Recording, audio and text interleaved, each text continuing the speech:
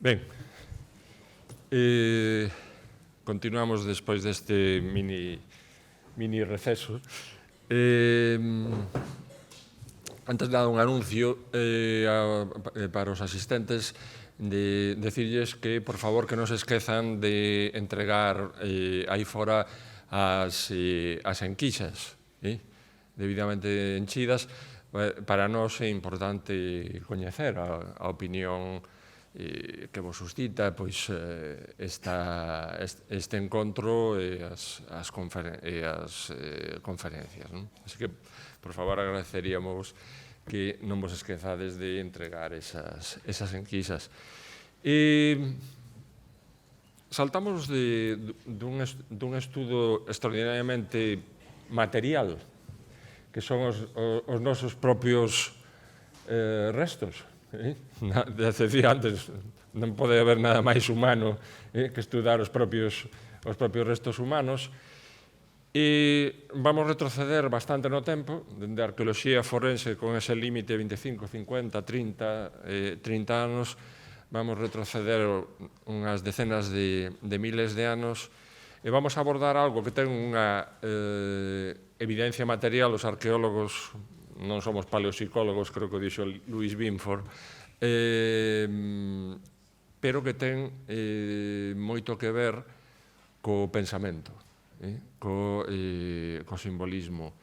A arte é unha característica fundamental dos humanos modernos, pero últimamente, bueno, non últimamente, xa se suscitara con anterioridade, pero últimamente, manexando nova evidencia, se replantea a cuestión de eso dos humanos modernos, ou quizás xa hai algún tipo de preocupacións, de intereses indo máis aló do que a mera supervivencia entre os humanos anteriores aos nosos directos devanceiros.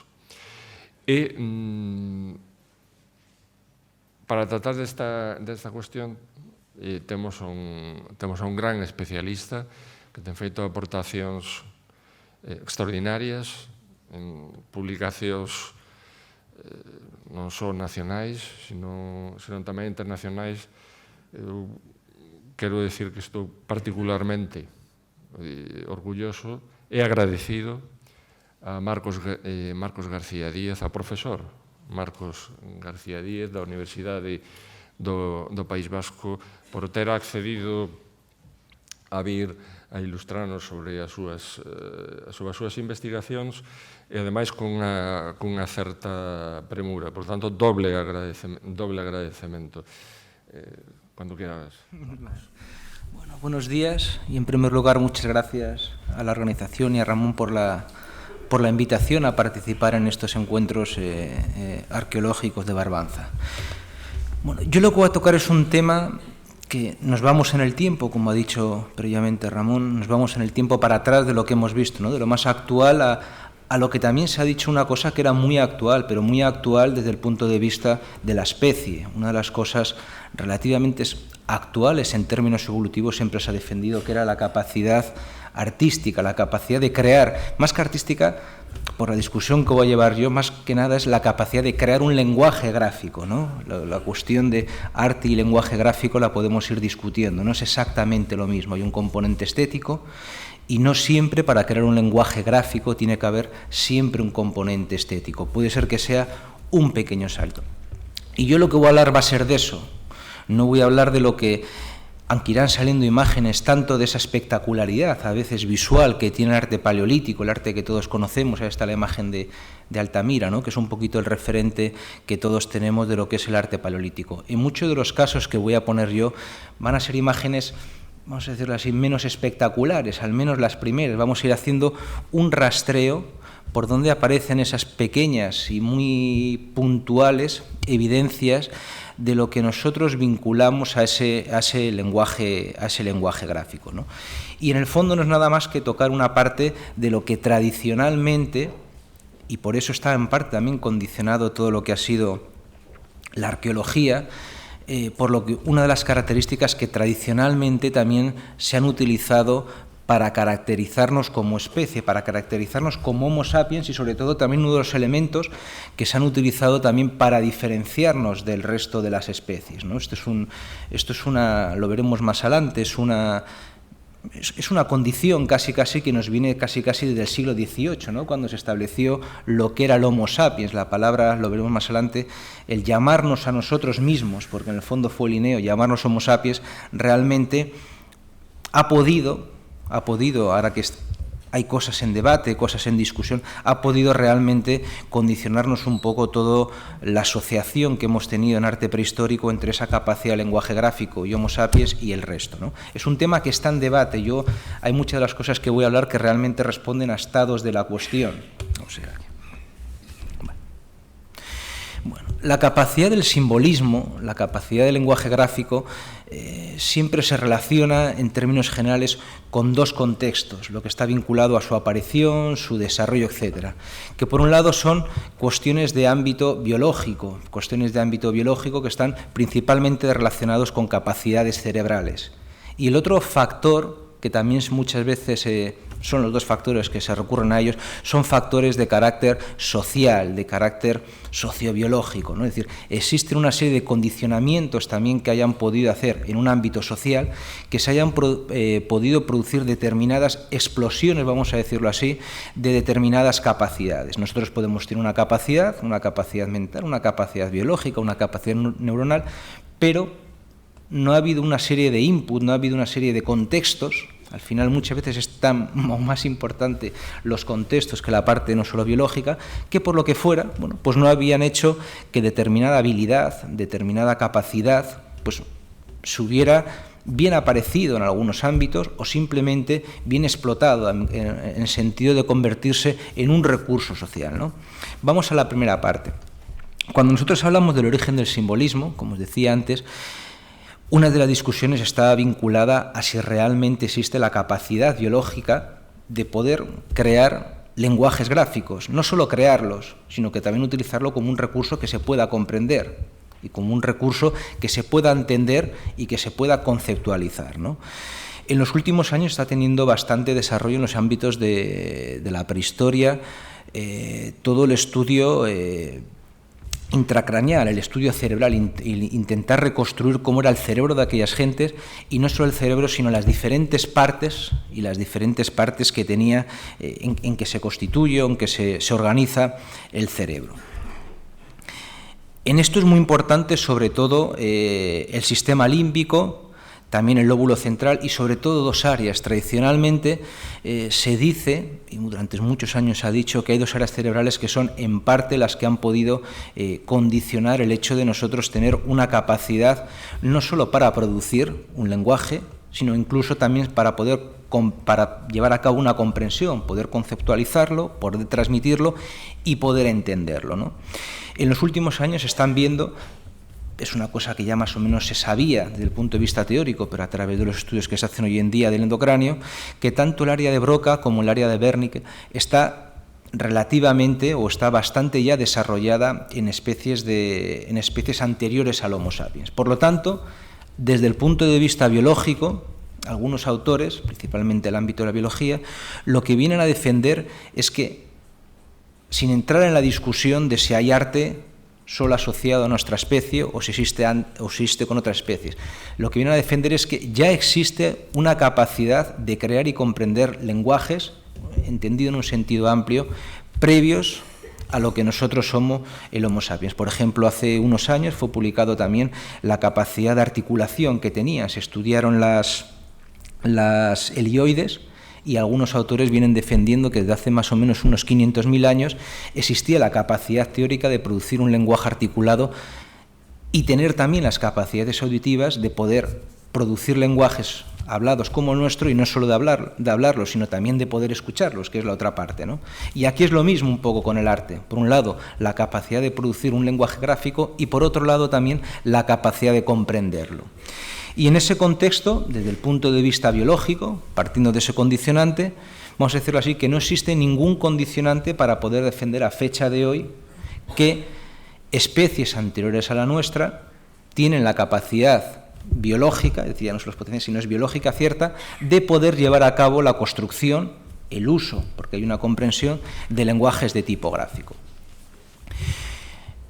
Cuando nosotros hablamos de arte, en el fondo lo que estamos hablando no es nada más que de un elemento de simbolismo, entendiendo por simbolismo la creación de una serie de elementos artificiales con una cierta incidencia social, es decir, que están más allá de lo puramente biológico, para poder transmitir sentimientos, para poder transmitir ideas, y todo eso, que es lo importante, bajo unos conceptos de conceptualización y unos conceptos de normalizar las cosas, ¿no? Ese elemento de conceptualización de sentimientos, de ideas y sobre todo de normalización es lo que hace que las cosas tengan una amplia difusión en el ámbito social, es decir, que no sean solo invenciones propias, invenciones que yo genero y yo las uso, sino que realmente tengan una trascendencia y una incidencia, vamos a decirlo así, en el ámbito del desarrollo o de la evolución humana.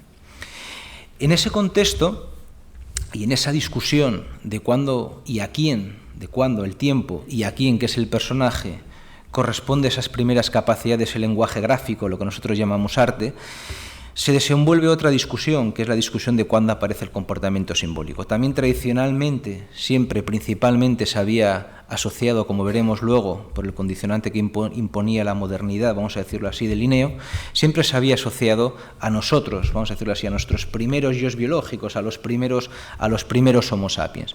Pero también en los últimos años se ha visto que determinados elementos de ámbito del adorno personal, que podemos a veces decir que ese adorno personal no solo personal, sino que también tiene una trascendencia en el ámbito, con los fines que sea, en el ámbito social, diferenciación, lo que fuera, se viene ya viendo que en momentos anteriores a ese punto de en torno al 40.000, me da igual que discutamos 38, 42, ponemos 40.000 años, ya venían existiendo ese tipo de evidencias anteriores en la fecha y también asociadas a otro tipo de especies, porque no necesariamente, depende del territorio que estemos hablando, no necesariamente 60.000 en Europa implicará otra especie, pero por ejemplo en África no implica otra especie, sigue siendo Homo sapiens.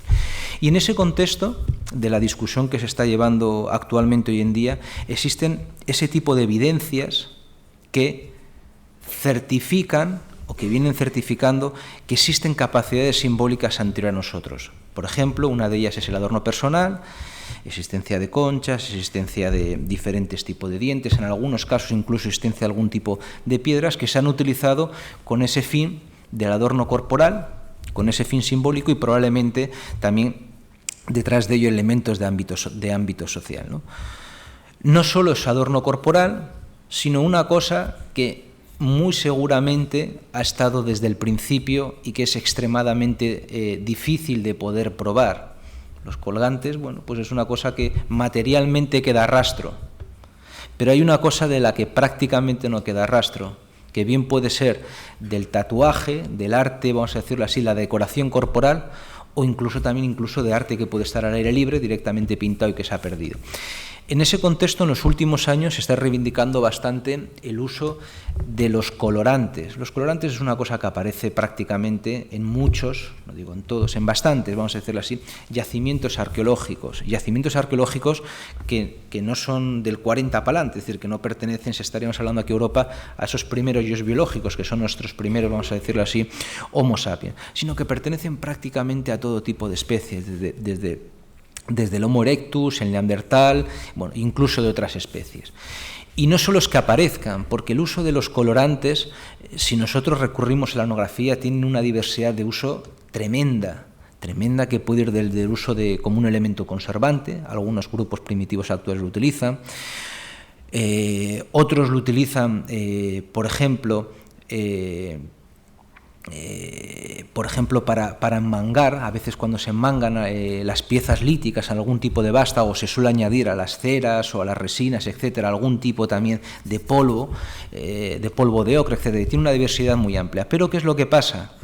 Que en los últimos años se están desarrollando estudios del ámbito principalmente de la traciología, es decir, de estudiar esas pequeñas marcas que tienen los restos humanos y los restos de ocres, y a través de la experimentación pues queda abierta con muy alta posibilidad que se han podido utilizar sobre unos tipos de superficies que pueden ser exactamente iguales directamente aplicados en algunos casos, como sería la piel humana.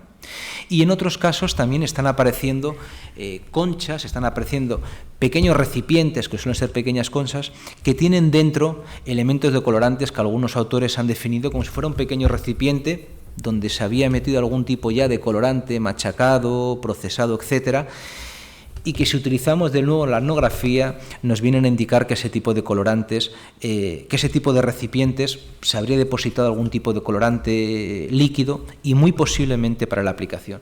Más allá de toda la discusión que pueda haber directa con pues las huellas de uso, esos pequeños recipientes, sí que hay una cosa, y yo cada vez estoy en ese aspecto más cambiando, que es el valor de la antropología, y sí que hay una cosa, tiene sus límites, ¿no? Pero sí que hay una cosa que es la observación recurrente que aparece en el mundo antropológico de utilizar los tatuajes, de utilizar la pintura corporal, de utilizar, por ejemplo, las escarificaciones, etcétera. A nosotros nos parece raro, pero en muchos grupos primitivos actuales parece que es un patrón. Y bueno, a veces si nosotros interpretamos este tipo de evidencias en ese contexto más antropológico, en ese contexto con esa visión más actual y más humana, pues cabe la posibilidad muy alta de que existiera también algunos tipos de decoración corporal, de uso de todos esos colorantes, con unos fines de decoración corporal que casi siempre están relacionados con actividades de ámbito ritual en muchos casos y también con otro elemento que es muy importante, la decoración corporal en la mayor parte de grupos primitivos, que es la identificación grupal. Es una cosa que nosotros hemos perdido, pero ese tipo de decoración corporal solía tener un elemento, vamos a decirlo así, de identificación grupal, que detrás de eso no hay nada más que elementos de cohesión grupal, elementos de identificación, elementos de sentirnos. Eso nosotros lo hacemos de otra manera, lo hacemos con un escudo, lo hacemos con una bandera, nosotros no nos damos cuenta de eso, hemos cambiado el artificio, pero seguimos teniendo esa conducta de cosas con color y cosas con forma, utilizarlos como elementos de agrupación, como elementos de defensa y sobre todo como elementos de sentirnos cohesionados. Pues este tipo de evidencias ya también aparecen en momentos anteriores. Tenemos por un lado el adorno corporal, tenemos por otro lado el adorno personal, lo que hemos visto antes, en especies anteriores de la nuestra. También tenemos una cosa que es muy curiosa en yacimientos que corresponden al neandertales, sobre todo a partir de cronologías de 60.000 años, entre el 60, entre el 40, hay yacimientos que son curiosos. Aparecen yacimientos arqueológicos que por la propia naturaleza de la entrada del abrigo o de la entrada de la cueva aparecen pues fósiles, piedras con fósiles, incluso en algunos sitios aparecen galenas, aparecen determinadas piedras de cristal de roca, aparecen determinadas piedras con un color llamativo, que si eso a veces cuando se analiza con un carácter contextual, se ve que corresponden a un tipo de evidencias que no aparecen directamente allí. Nosotros podríamos decir, bueno, es que aparece un fragmento de piedra que tiene el fósil de no sé qué, podríamos estar pensando que es de la propia roca. No, en algunos casos está contrastado que alguien ha tenido que llevar allí eso. Es decir, lo habrá llevado. Podemos entrar en discusión del por qué, pero alguien ha hecho que determinada piedra de un color, que de determinada forma, sin entrar en más discusión, curiosa al menos, alguien se ha dedicado a recolectar ese tipo de cosas y alguien se ha dedicado a llevarlas. Todo ese mundo de las cosas, vamos a llamarlas así, curiosas, llamativas, empieza más o menos a partir, ese carácter casi como nosotros diríamos coleccionista hoy en día, ¿no? Y te pondríamos este adjetivo, ese coleccionista no solo empieza con los Homo sapiens, sino que incluso también empieza con los anteriores neandertales. Es un elemento más a estar hablando de que cosas llamativas, cosas que nosotros le atribuimos cierto simbolismo, empiezan a aparecer en momentos anteriores.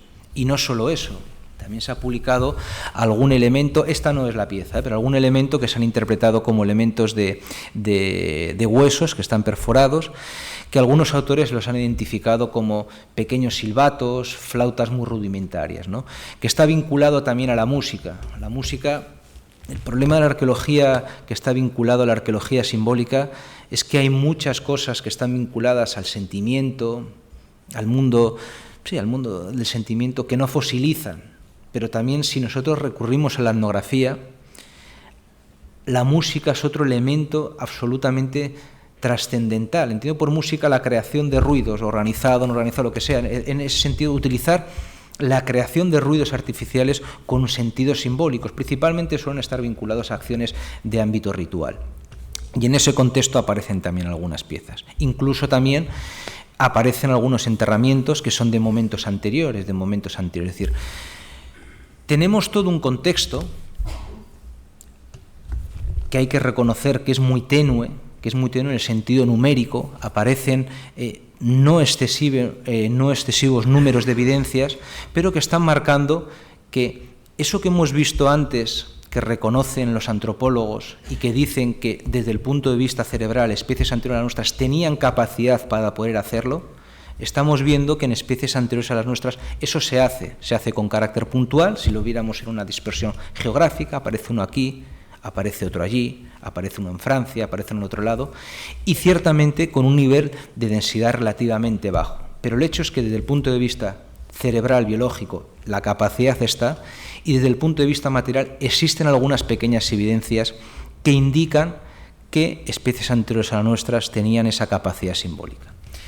En ese contexto, hace cosa de unos 10 más o menos años, nos planteamos una serie de personas, decirlo, bueno, pues si en ese contexto podemos admitir que eso que tradicionalmente se había dicho que era un elemento moderno durante muchos años, yo me acuerdo cuando estudiaba que se preguntaba, ¿cuáles son los caracteres de la modernidad en la antropología? Y se decía, colgantes, arte, no sé qué, no sé cuánto, y Homo sapiens, ¿no?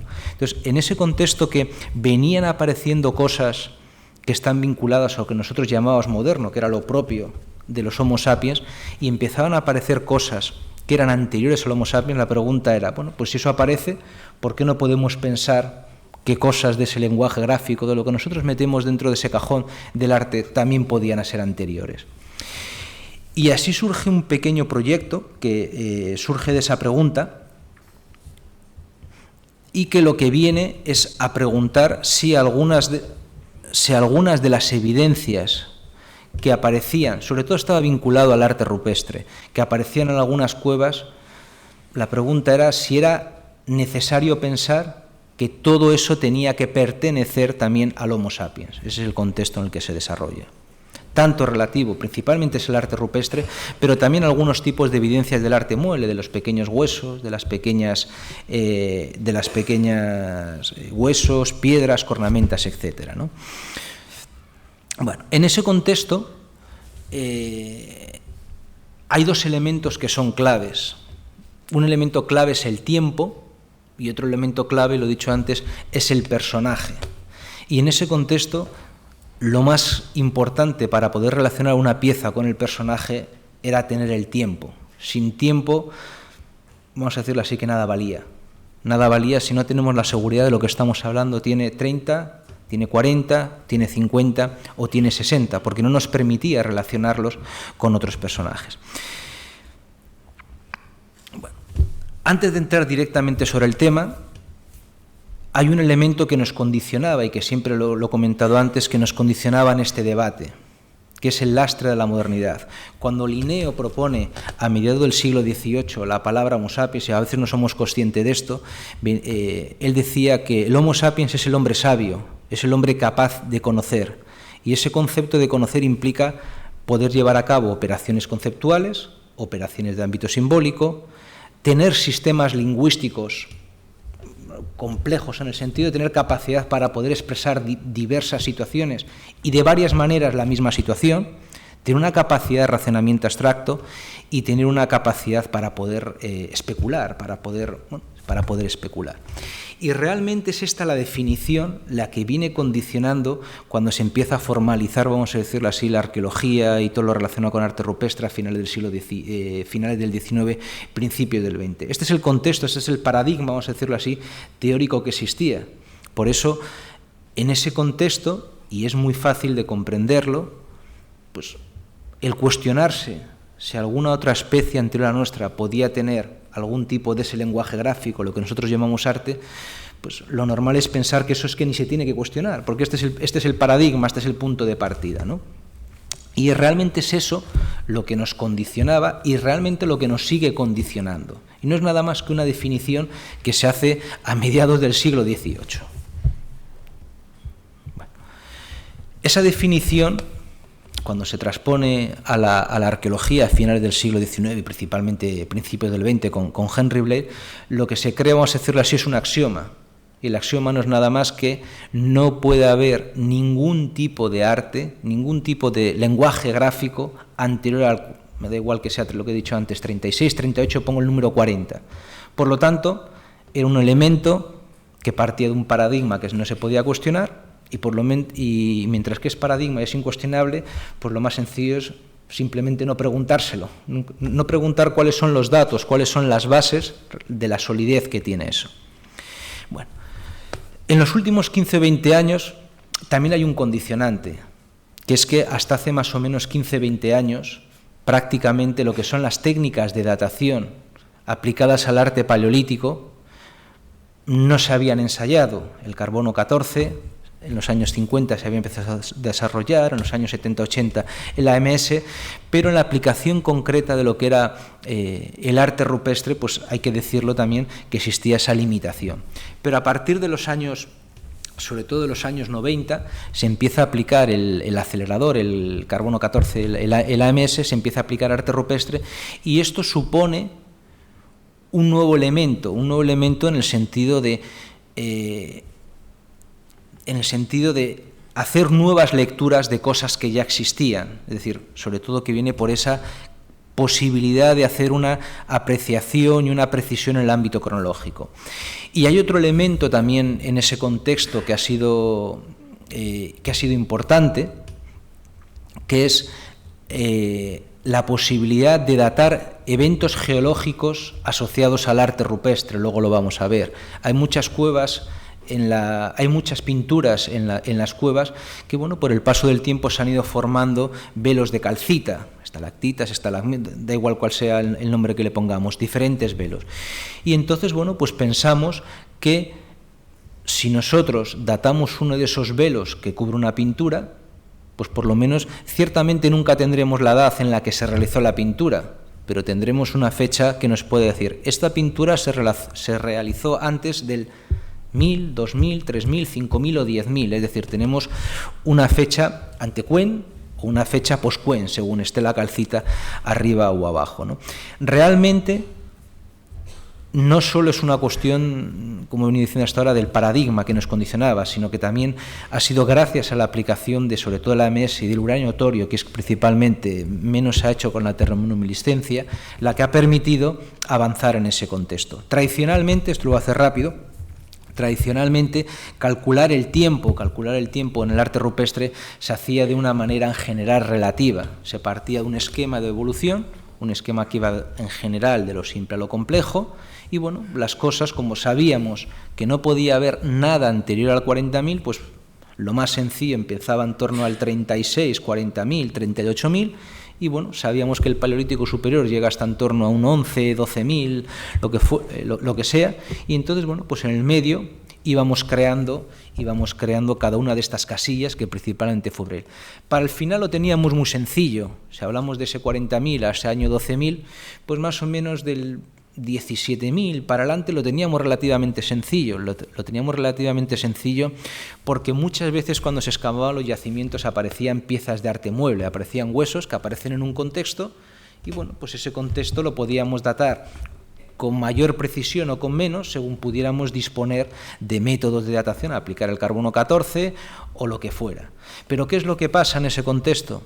Que si nosotros cogemos todo el arte mueble de toda Europa, por ejemplo, y vemos cuántas piezas de arte mueble hay del 40.000 al 15.000, vemos, lo voy a decir a voleo, como suelo decir, prácticamente el 90% de las piezas muebles están de ese 16.000, 17.000 para adelante. Nos quedan unas muy poquitas para atrás. Y si encima cogemos del 40.000 al 30.000 o hasta justo el límite con el gravetiense, hasta el 28.000, pues no tenemos ninguna. No tenemos ninguna. En la península ibérica hay cuatro solo piezas. Por lo tanto, se estaba construyendo un esquema de evolución del arte rupestre que era relativamente preciso, incluso vamos a meterlo desde el 25.000 para adelante, con los problemas del 25 al 16, pero para atrás era una apuesta sin ningún tipo, vamos a decirlo así, de sostén. Otra de las formas de datar el arte rupestre, que es muy excepcional, y la verdad es que los contextos buenos que han aparecido son muy recientes, era simplemente pues, encontrar algo excepcional, que era los sedimentos, en este caso este es de Coa, la roca de Fariseu, que es algo excepcional, que, bueno, pues por diferentes eventos de carácter geológico, en este caso vinculado a la acción de un río, bueno, pues iban simplemente pues, cubriendo, y por lo tanto, si yo puedo analizar cuándo se ha formado este nivel fluvial o este nivel de ocupación, pues sé que lo que se ha grabado, en este caso, pues es anterior a, por lo tanto, tengo otra fórmula. En otros casos, lo que os decía antes, a partir de los años 90, algunas pinturas que son las menos, las que están realizadas en color negro, también si cogemos el volumen total, pues pueden suponer el 20-25%, y muchas, prácticamente todas están realizadas en carbón. Bueno, pues en muchos casos existe la posibilidad, no siempre es fácil, de coger una pequeñita muestra de ese carbón de la madera que fuera, de pino o de la que fuera, y bueno, y mandarla a datar. No sin problemas, porque las muestras son relativamente muy pequeñas, y hay muchos problemas tafonómicos, acontecimientos que han ocurrido después de ser pintado, que a veces contaminan. Nosotros no vamos a olvidarnos de eso, simplemente vamos a quedarnos que son muy poquitos los casos de ejemplo. Pero eso nos permite, sobre todo, ir precisando. Si bien hay un problema, que nosotros que estamos buscando los orígenes del arte, casi no sé si meto la pata diciendo el 100%, al menos vamos a dejar el 99,9%, todas las pinturas negras son todas del 15.000 para adelante. Por lo tanto, en este caso, nos servía no para lo que nosotros queríamos. Y lo que os comentaba antes, que es la forma o el método en el que nosotros pues, intentamos probarlo, que era simplemente el uraneotorio. Vuelvo a repetir, nosotros con uraneotorio no te permite datar la ejecución, no te permite datar cuando alguien pone el pigmento, me da igual lo que sea, para hacer un caballo, para hacer un punto, para hacer una mano. Lo que te permite datar es el evento geológico que ha ocurrido. Si veis ahí, hay unas pequeñas formas como de discos, son de la Cueva del Castillo, y ahí está señalado uno de ellos, que hay como unas tiritas, vamos a decirlo así, blanco. Eso no es nada más que calcita, es un fenómeno geológico. Y nosotros dijimos, bueno, pues si podemos datar el fenómeno geológico, podremos datar de manera indirecta cuando se ha realizado, o al menos antes de cuando se ha realizado el arte rupestre.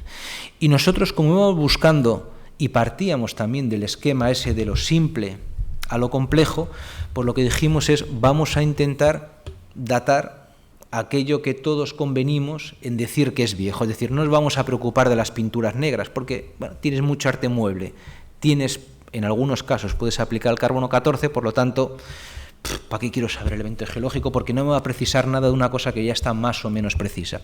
Y lo que fuimos fue a por todo lo anterior, que principalmente son figuras rojas en algunos casos figurativas, y mayormente son motivos que no son figurativos, son signos, un cuadrado, un semicírculo, y formas de puntos y pequeñas líneas. Es decir, todo aquello incluso que cuando nosotros preguntamos a la gente, yo siempre hago la misma pregunta en clase, ¿qué es el arte paleolítico? Y todo el mundo dice animales. Y yo siempre digo, no, los animales son los que menos son. Los más frecuentes son los signos. Bueno, pues todo eso que queda en un segundo plano simplemente por una cuestión de espectacularidad visual, pues esa es a lo que íbamos. Y lo que hicimos fue aplicar esta técnica. Luego lo veremos, en algunos casos pues nos sorprendió porque las cronologías eran las primeras que salieron relativamente viejas hasta el punto que quedaban justo en el límite de la transición entre lo neandertal y los sapiens. Bueno, dejamos esta parte metodológica y vamos directamente sobre los datos. ¿Qué conocemos a fecha de hoy anterior? ¿Qué evidencias conocemos de ese lenguaje gráfico? Bueno, la primera pregunta es, volvemos al principio, ¿qué es un lenguaje gráfico? Un lenguaje gráfico, desde mi punto de vista, no es nada más que crear una serie de patrones que están normalizados y que responden a una organización y una estructura Eso es crear, en parte, un lenguaje gráfico. Es decir, podemos crear millones de lenguajes, pero nosotros, para poderlo reconocer, nosotros podemos hacer en un papel montones de líneas. Y uno decir, no, esto es una creación artística, es un lenguaje gráfico. Es cierto si alguien nos lo comenta, pero si tú no lo comentas y te encuentras en yacimientos con montones de huesos solos con líneas de manera desordenada, ahí tienes un problema. Tienes un problema porque no reconoces que hay patrones. Es decir, uno de los elementos que nosotros vinculamos para poder reconocer o para poder considerar que una cosa pertenece al mundo del lenguaje gráfico, es que tiene que haber patrones normalizados, tiene que haber cosas estandarizadas. Y combinamos esa parte teórica con, en algunos casos, en algunas revisiones de algunas piezas, con la ayuda de tafónomos. Porque igual que antes se ha defendido mucho esa visión interdisciplinar, nosotros podemos cometer, y se han cometido en algunos casos, bastantes errores.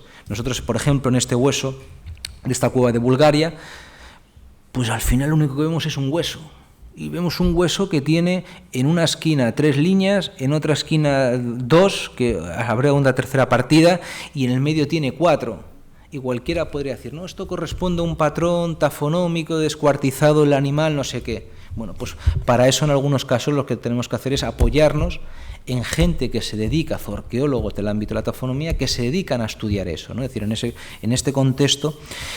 Y en algunas piezas se ve que no responden a patrones tafonómicos, bien por dónde está situado y sobre todo porque en algunos casos también hay un factor técnico que se pueden reconocer. Alguno de estos surcos no es casual, sino que está absolutamente, vamos a decirlo así, abrasionado. Hay una reiteración en el movimiento y además están, como lo podéis poder ver ahí, hay asociaciones de series.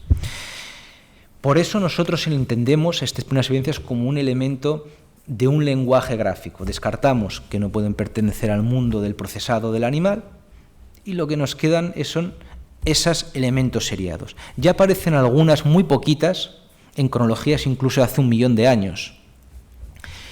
Hay otras evidencias, lo vemos mucho más claro en la diapositiva, en la imagen mucho más pequeña, pertenece a Vincislev en cronologías de 300, 320 y tantos, que está en Alemania.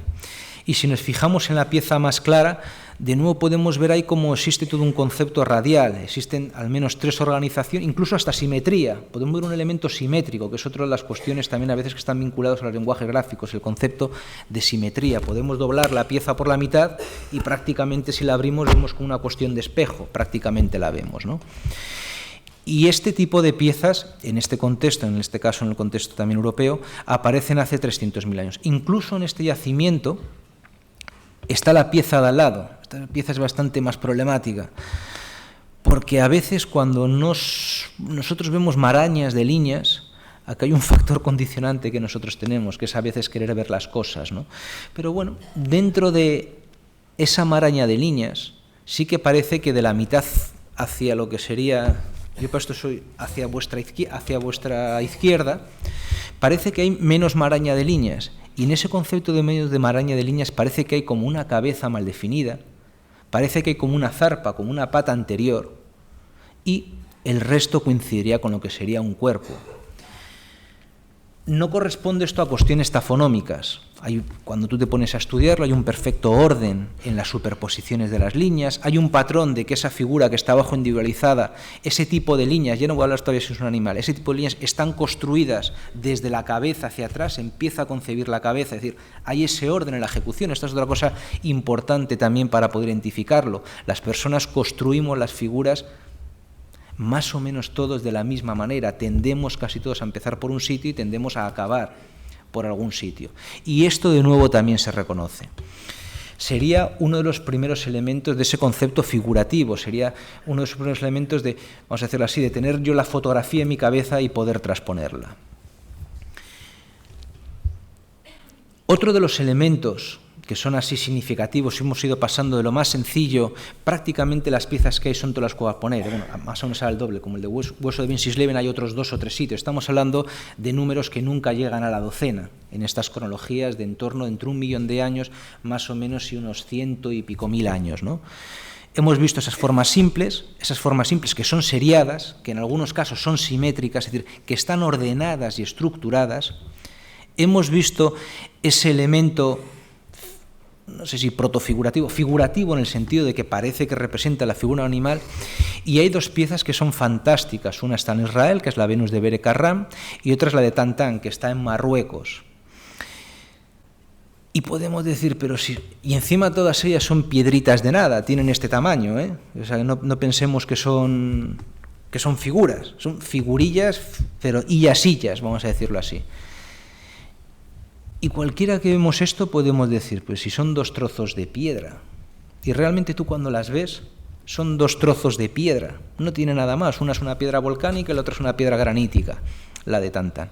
Pero cuando tú te pones a verlas, empiezas a ver que, por ejemplo, en la que es Bere Carram, la zona, aquí está puesta esta fotografía, aquí estamos viendo un lateral del cuello. Realmente alguien ha cogido esa pieza volcánica, esto se puede ver fácilmente en el microscopio, y se ha dedicado a alguien a repasarlo, por este lado y por el otro. Es decir, alguien ha querido, en una pieza que tenía un volumen natural, alguien ha querido diferenciar algo. Incluso si nosotros la giramos un poco a esta pieza, ahí se la ve lateralmente, y desde aquí se ve que tiene como 1 o 2 pechos. Vamos a hacerlo así, el canal que queda entre los pechos, alguien de nuevo ha cogido una piedra, un sílex, y alguien le ha hecho la línea. Es decir, alguien ha cogido un trozo de piedra pequeño y se ha dedicado a hacer una serie de surcos para crear al menos, desde el punto de vista grande, 2 elementos, un tronco y una zona de la cabeza. Y en la parte frontal, en la parte anterior, diríamos, de la figura, alguien ha querido, de nuevo, querer individualizar 2 pechos. Es decir, ya no es una piedra, es una piedra que muy posiblemente alguien le sugirió. Esto, por ejemplo, lo dicen mucho los escultores. Dicen que antes de ponerse hay escultores, bueno, ahí en un grupo del País Vasco hay un conjunto escultórico, y alguna vez he hablado con ellos, ¿no? Y a veces te dicen que tardan más en elegir el soporte que en hacer la figura, ¿no? Y no, es que hasta que yo no vea la figura, hasta que yo no vea allí la imagen del hombre o de la mujer, no voy a construir. Y se tiran 4 o 5 meses para elegir el bloque, vamos a decirlo así. Pues esto parece que es lo mismo. Alguien vio en ese bloque, vio algo que le sugirió que era una representación humana, y lo que hizo fue simplemente llevar a cabo una serie de acciones técnicas para diferenciar. Y lo mismo ocurre en la de Tantan. El problema de Tantan es que es un tipo de piedra granítica que es mucho más difícil reconocer las acciones técnicas por el tipo de grabado, pero en algunos casos a nivel microscópico se reconocen. Sería un elemento entre... Es una creación de figuras humanas, en el caso uno es evidente que es una figura femenina, y en el sentido también sería como una creación, pero a un nivel muy bajo. Es como simplemente la adaptación de unas formas naturales que yo reincido para marcar una serie de formas que yo quiero representar, en este caso la imagen de la mujer. Es decir, tenemos en cronologías muy pocas piezas, de entre 1 millón de años, más o menos, y 200 o 100 y pico mil, tenemos las formas lineales perfectamente estructuradas, tenemos una figura muy simple desde el punto de vista formal de esa figura animal, y también tenemos creaciones, adaptaciones de volúmenes para representar figuras humanas. Este tipo de evidencias principalmente se dan con homínidos que son anteriores tanto al sapiens como que son anteriores también al neandertal. Pero es el primer panorama que tenemos. Son como creaciones puntuales. Si nosotros las ponemos, consideramos tanto la distribución espacial que tienen como el número de ellas, da la sensación de como que son creaciones puntuales que han servido bien para individuos concretos o bien para grupos muy cerrados concretos. No tienen este tipo de evidencias una difusión, no tiene una explosión, no tiene una diseminación en el espacio. ¿Qué ocurre con los neandertales? Los neandertales principalmente lo que hacen es repetir, por un lado, todos esos patrones lineales. Ahí, por ejemplo, lo que vemos es una piedra, es un yacimiento del País Vasco, yacimiento de Aslor, que no es nada más que una piedra arenisca que le pegaron un golpe, un par de golpes, tiene aquí uno y luego tiene por aquí otros, y simplemente se dedicaron a piquetear esa forma de cruz. Y además ese tipo de areniscas no son de AES, son de relativamente cerca, es un entorno de unos 10-12 kilómetros, pero alguien entra dentro del área de acción, pero alguien la ha llevado allí, alguien le ha pegado 2 golpes y alguien ha querido hacer como esa forma de X de cruz, depende de cómo la queramos leer, ¿no?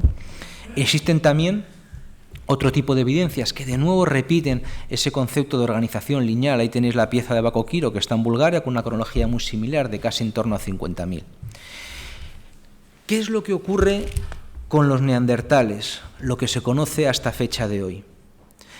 Si nosotros cogemos el mapa, vamos a ver que especialmente, sobre todo en cronologías de en torno a 60.000 años, que casualmente coincide con lo que algunos autores han defendido, que se produce una explosión, un aumento demográfico en torno a esas cronologías. Es muy difícil hablar de cronologías en prehistoria, pero si nosotros cogemos los yacimientos que existen y los ponemos en un mapa, pues vemos que en torno a antes de 6.000 existe una red de poblamiento, una red de yacimientos que es relativamente muy tenue, y a partir de 60.000 vemos que empiezan a aparecer cada vez más pequeños puntos. Todo ese aumento del número de piezas, antes hemos dicho que eran muy pocas, ahora empieza a haber muchas más, ocurre en ese momento. Y de nuevo se repite todo ese concepto seriado, líneas paralelas, líneas seriadas, de nuevo se repite todo ese concepto de estructuración. Y ya no solo aparece en huesos que están asociados principalmente a un contexto doméstico, porque todo lo que hemos visto hasta ahora, incluso esas pequeñas figurillas, la de Bere Cabran, que nos puede parecer más significativa, o la de Tantan, o incluso esa de Winsleven, que parecía ese animal, todo eso siempre aparece en un contexto cotidiano. Cuando digo el contexto cotidiano, digo simplemente es el yacimiento donde aparecen los restos, lo que nosotros interpretamos como algo muy doméstico. Más que cotidiano sería doméstico, el contexto natural del hábitat, el contexto del día a día, ¿no?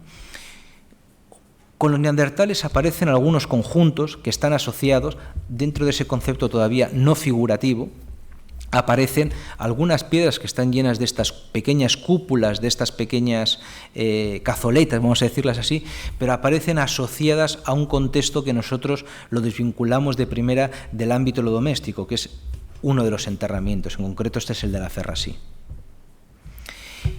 Y también aparecen esto no es nada más, aparece en un yacimiento francés de Roscotard, asociado a una cronología también de Paleolítico Medio, 44, 45, 43, si no me confundo exactamente, y es lo que hay. No es nada más que una piedra. A esa piedra en algunos casos se han reconocido, está publicada en extenso por Michel Leblancher, se han reconocido algunos tipos de cortes o de rebajes que se han hecho sobre la piedra, y alguien, cuando fue excavado, pues aparece un hueso cruzado en medio de lo que sería una oquedad. Aunque nosotros, este es el lenguaje también que a veces nos cuesta verlo, es el lenguaje de la insinuación, el lenguaje de la sugerencia. Podemos decir, esto puede ser cualquier cosa, pues como todo, pero si nosotros vemos que aparece una piedra, que la han rebajado, que la han recortado por algunos sitios, y vemos también que aparece que alguien le ha puesto ese hueso ahí cruzado, y nosotros vemos esa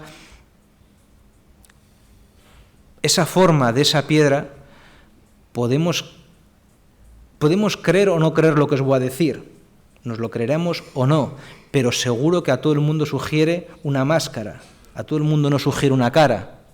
Podremos estar de acuerdo que nos la creamos o no. Y en el arte, en el mundo del simbolismo, que todos aceptamos que es sentimiento, a veces, lo que pasa es que esto nos ocurre mucho a los arqueólogos, todo aquello que no está materializado, todo aquello que no es evidente al 100%, a veces lo tendemos un poco a tirar para atrás, ¿no? Pero son evidencias que están ahí.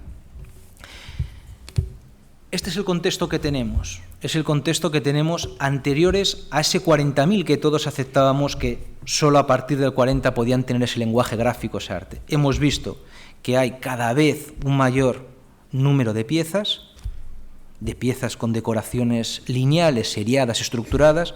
Hemos visto que hay también algunos tipos de esas evidencias prefigurativas, e incluso hemos visto esas pequeñitas esculturas que lo podemos ver como adaptaciones o creaciones, no interesa, lo que interesa es que hay una representación de una figura humana. Ese es el contexto del que se parte y lo que hemos visto ahora simplemente es el arte mueble. Y son piezas indiscutibles en el término del reconocimiento de que esas líneas que hemos visto son humanas, y son también piezas indiscutibles de que pertenecen a cronologías anteriores a los sapiens. Podemos entrar que si tiene 44, si tiene 45, 500, no interesa. Es decir, entonces, en ese contexto está la pregunta de ¿y por qué no pudo hacer algo más? ¿Por qué no pudo haber alguna otra especie que hizo algo más? ¿Y por qué no pudo haber gente que también pudo pintar en las cuevas. Es decir, la arqueología ya venía en los últimos 15 o 20 años rompiendo esa idea de una manera muy tenue, porque el número de piezas son muy poquitas, de ese 40.000, de ese reservar la palabra sapiens solo al Homo sapiens. Pero lo que nosotros aceptábamos como un elemento de la modernidad del Homo sapiens, que era la capacidad simbólica, que nos la reservamos hasta hace 20 años solo para los sapiens. Ya, si veis, hay piezas que rompían eso. Entonces, en ese contexto, ¿por qué los neandertales no pudieron hacer algo? Ahora vuelvo un poquito al principio, cuando hablábamos de las técnicas. ¿Qué es lo que hicimos nosotros? Pues nosotros nos dedicamos a coger muestras de calcitas que cubren todas aquellas figuras que nosotros sabíamos que estaban en la secuencia de los paneles. A veces cuando tú estudias el arte rupestre, bueno, pues puedes decir que una cosa es como la estratigrafía, lo que está más abajo en principio, si no ha habido ninguna remodelación, es más antiguo que lo de arriba. Pues las pinturas es lo mismo, hay algunos paneles que tienes 2, 3 o 4 figuras, por lo tanto sabemos una cosa, que lo de abajo es más antiguo que lo de arriba, no sé si 1 minuto o 100 años, pero es más abajo. Vamos a gastar el tiempo, vamos a gastar la inversión en contrastar si lo de abajo cuánto tiene. Y cogemos una serie de muestras.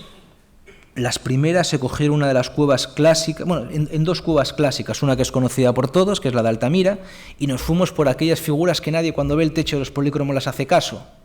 Nos fuimos a por estos signos, eso, que nadie les hace absolutamente caso.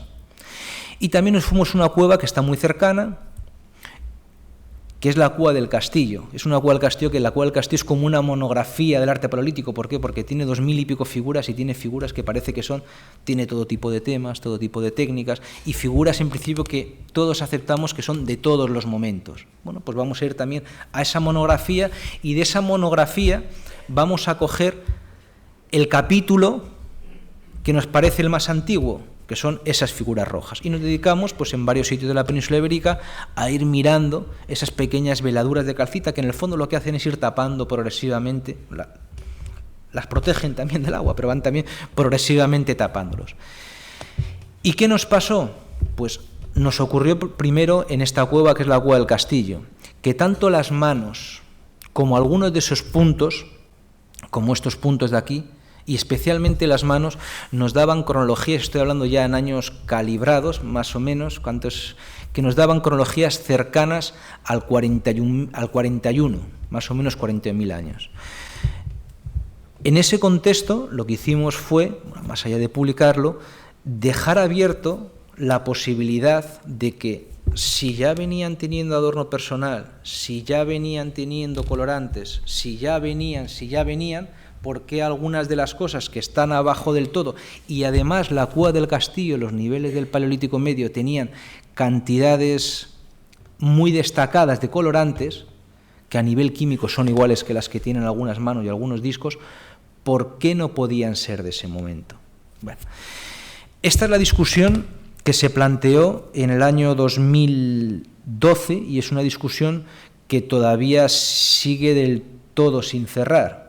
Y es una discusión que está en el limbo en el sentido de que los 40.000 años, los 42.000 años ni van ni vienen. Eso es como todo. En arqueología, cuando estoy en el límite, yo tiro para mi casa y tú tiras para tu casa. Y entonces, cuando los datos están ahí, el más prudente es el que suele ganar. Y el más arriesgado, de primeras, es el que más suele perder. Yo me acuerdo que una de las cosas que nos criticaban, más allá de la discusión a nivel metodológico que había del método entre algunos, es que nos decían, no puede ser, porque las manos es algo muy complejo, es arte figurativo, y las manos, si es algo, es arte no figurativo. Es decir, yo entiendo por figurativo no crear una representación natural, representar un coche, representarme a mí, sino que entiendo por una creación artística figurativa alguien que ha visto una cosa real, en su cabeza la tiene metida, la conceptualiza y la plasma. Es decir, yo traslado formas reales a la pared, pero la mano, si es algo, será muy compleja a nivel técnico, pero es lo menos figurativo del punto de vista creativo que existe, porque la mano no es nada más que alguien coge su mano, la pega en la pared, viene otro y sopla el pigmento. Es decir, si algo has hecho, es, desde el punto de vista artístico, es no crear ni una sola forma. Es la sombra de algo. Es como si yo pongo esta hoja y digo, voy a hacer un cuadrado y me dedico a soplar alrededor. Sí, he hecho un cuadrado, pero yo no he creado el cuadrado, no he desarrollado esa habilidad de pintarlo o de grabar el cuadrado. Por lo tanto, desde el punto de vista de la creación, también este tipo de figuras como las manos, etcétera, son relativamente, no son figurativas en términos de creación. A mí me parece mucho más complejo, por ejemplo, hacer esa figura de Vincisleven que hemos visto que apareció un animal, desde el punto de vista de la creación, que hacer una mano, que en el fondo no es nada más que la sombra de eso. Bueno, esta es la discusión que hoy en día existe. Es la discusión que está abierta y es la discusión que dentro de muy poco esperamos cerrarla. Esperamos cerrarla con nueva información. En ese contexto también están los Homo sapiens. Tradicionalmente siempre se había dicho que los primeros Homo sapiens desarrollaban el arte en Europa hace 40.000 años. Hoy en día también ese paradigma de dónde aparecen esas primeras evidencias está absolutamente roto. Roto no solo en términos de especie, en términos del personaje quien lo hace, sino también en términos de localización, en términos de espacialidad. Se están encontrando yacimientos con cronologías en torno a 70, 80.000 años que tienen soportes. Vamos a ver, bueno, este es llamativo, bueno, más allá de tener también esos colgantes, es un trozo de ocre que le han dibujado ese componente geométrico y tienen cronologías de en torno a 70 o 80.000 años. Pero hay un yacimiento que es mucho más curioso, que es este de aquí. Y eso que veis ahí, alguno puede decir cerámicas de 60.000 años, no son cerámicas, son cáscaras de huevo de avestruz que se han dedicado a hacer también este tipo de decoración geométrica. Este tipo de evidencias, así como hemos hablado hasta ahora prácticamente toda Europa con especies anteriores y hemos hecho esa relación con el arte rupestre, en el ámbito africano se están cada vez descubriendo más y más cosas con ese componente geométrico, ya no solo paralelo, sino que incluso aquí hay perfectas retículas, ¿no? Ahí queda todavía una asignatura pendiente, porque si África tiene algo, son conjuntos de arte rupestre en abrigos, no uno, sino das una patada y salen 20, y das otra y te vuelven a salir otros 20.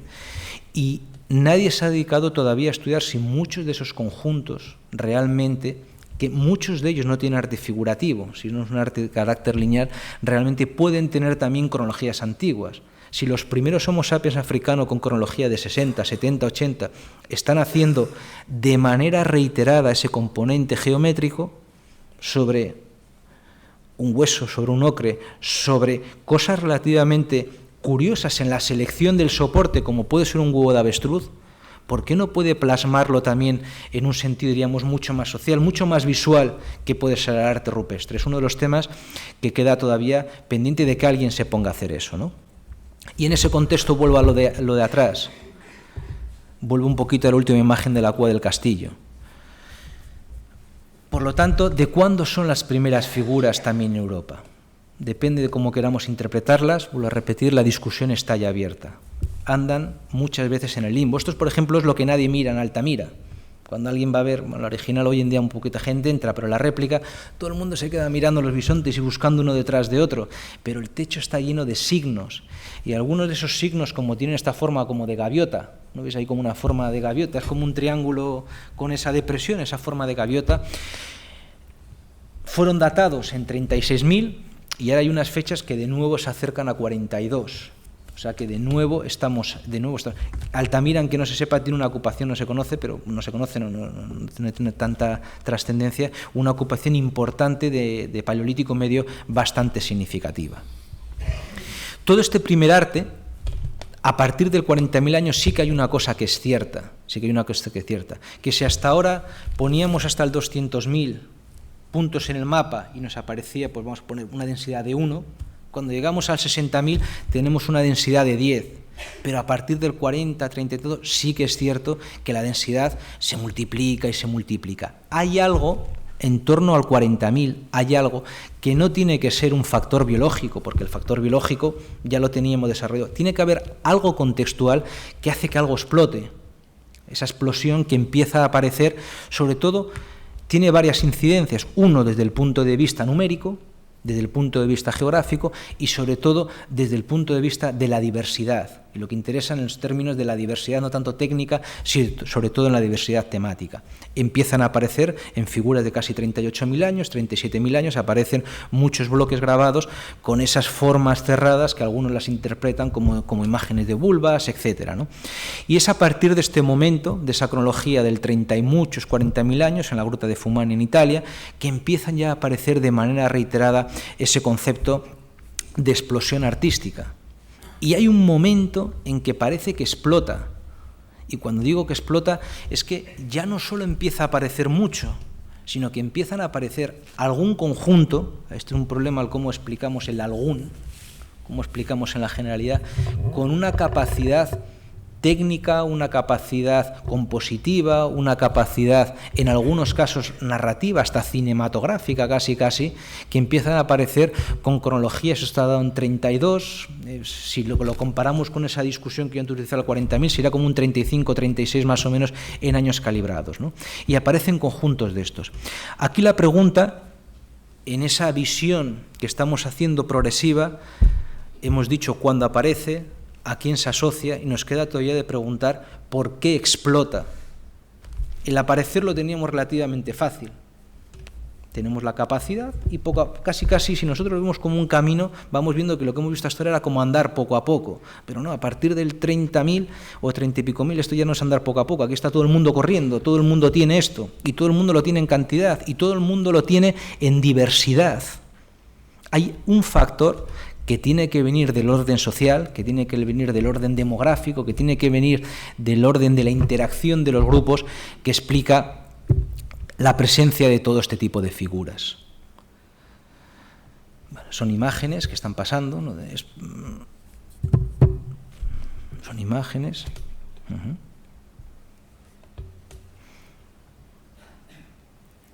Hay algo que ocurre. ¿A qué se debe esta explosión gráfica? Ya habíamos visto que la visión biológica, que es la que hemos explicado, o la que se puede recurrir a ella para explicar esa aparición, nos parece relativamente evidente. Algunos autores dirían que incluso también es una cuestión social, vinculada a esa visión social. A mí me gusta más reservar que el elemento que podemos reservar al ámbito social no es tanto la presencia, sino sobre todo ese concepto de explosión y diversidad que existe. ¿Qué es lo que ocurre a partir del Paleolítico Medio? De nuevo, se reconoce, como ocurría antes en el 60.000, que había un aumento aparentemente demográfico. Cuando digo demográfico estamos al final hablando sobre todo del número de yacimientos y de la intensidad de las ocupaciones que aparecen sobre un mismo espacio. A partir del 40.000 y sobre todo a partir del 30 y pico ya avanzado, del 30 y pocos, 32.000, se produce de nuevo, si nosotros ponemos los yacimientos sobre el mapa, empiezan a aparecer un mayor número de yacimientos. Eso lo que va a conllevar probablemente es un mayor grado de interacción entre los grupos, que está vinculado a esa mayor, entre comillas, presión demográfica, sobre todo a ese aumento demográfico, que lo que permite el aumento no es nada más que mayores interacciones. Y en un contexto de mayor interacción se producen, esto ocurre también en términos antropológicos, se produce también un mayor desarrollo de las identificaciones grupales, se produce, a la vez que se producen interacciones, también se producen en muchos casos también, diríamos, mayores individualismos, mayores elementos de identificación de los personajes, es decir, nos tendemos a cohesionar entre nosotros, nos tendemos a identificar, nos tendemos también a diferenciar del resto. Lo podremos hacer bajo un contexto común, o lo podremos hacer común, digo, de que varios grupos compartimos una superestructura, diríamos, que sería común a todos, o podemos hacerlo de manera radical, absolutamente diferenciándonos todos, ¿no? Probablemente ese contexto de aumento demográfico, aumento poblacional, entre comillas, mayor interacción que se produce entre los grupos, es lo que implica también el desarrollo de nuevos elementos de interacción y la búsqueda de algún tipo de lenguaje que nos permita diferenciar. Probablemente a eso se deba esa mayor explosión, diríamos, gráfica que se produce a partir de ese momento. Si nosotros ponemos sobre un mapa el número de yacimientos, este es no es completo, es de sitios de arte rupestre, vemos que a partir de ese momento, si nosotros pondríamos lo anterior que hemos visto ahora, tendríamos un punto disperso. en toda esta región, si ponemos todas las evidencias que hay anterior al 40.000 que hemos visto ahora, me parece que son 3 o 4 puntos. Y de repente, ¡fum!, empiezan a aparecer por todos los sitios. Y eso, y además está absolutamente vinculado al número de yacimientos que aparece. ¿Por qué podemos considerar el arte rupestre como un elemento de explosión social y como un elemento de individualidad grupal? A mí me gusta muchas veces comparar el arte rupestre con nuestros escudos y nuestras banderas. Y con las señales también de tráfico a veces, ¿no? Yo digo que las cosas se hacen para ver. Podemos también a veces discutir si algunas cuevas no han sido utilizadas o han sido elementos como reservados. Hay un elemento que tenemos, que es el arte muele, parece que era una cosa que utiliza todo el grupo. Y si nosotros vemos las cuevas, hay yacimientos al aire libre, tipo Fozcoa, tipo Segaverde, tipo Domingo García, que yo digo que son como la Gran Vía. Es decir, tú aunque no quieras, lo vas a ver. Esta es una de las elementos base de los lenguajes de comunicación. Tú vas por la Gran Vía y aunque no quieras ver el pantalón, no lo comprarás, pero lo vas a ver. Es decir, te lo he colocado en un sitio para que tú lo veas. Esto ocurre también con un gran número, aunque nosotros pensamos que las cuevas están escondidas, la gente pinta allí, etcétera, probablemente ese concepto de ámbito reservado de las cuevas es una invención nuestra, entre comillas. Para aquella gente la cueva era algo más, hasta el punto que en muchos grupos primitivos actuales las cuevas no solo es algo más, sino que es un lugar especial. Esto nos parecerá a chino, nosotros lo hacemos también, es el lugar donde están los espíritus, me da igual cómo lo llamemos.